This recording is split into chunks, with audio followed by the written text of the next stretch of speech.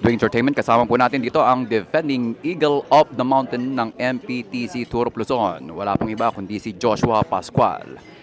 Joshua Pascual, among the 14 stages dito sa nakalinya for the upcoming Tour of Luzon races, ano sa tingin mo ang pinakamahirap dito? Yung Lingayen to Baguio pa rin po, yung Queen Stage po ng Tour of Luzon po. Napapansin ng ating mga viewers, si Joshua Pascual parang late bloomer, sa mga later stages na lang bumabanat. Pansin mo ba to? O talagang medyo nalalo ka nag-iinit habang papalapit na ang finale? Sa unang stage, sa mga 1 to 3 stage po, hirap po talaga ako. Then,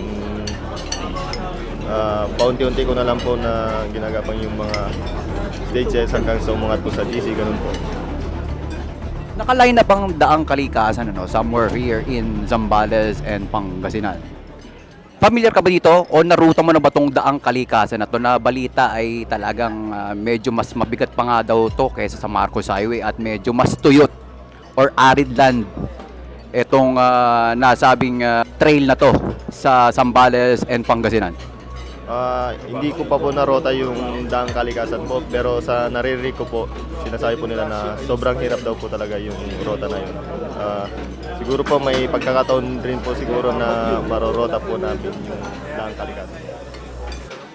Palagay mo, may employ mo na dito yung mga strategy na napag-aralan mo nung lumaho ka sa Le Tour de Langkawi at Tour de Anchiache? Yes po, kasi dito po sa atin, maraming ahon po din po sa laro namin. Marami din pong ahon at iba-iba rin po yung nakakalaban po.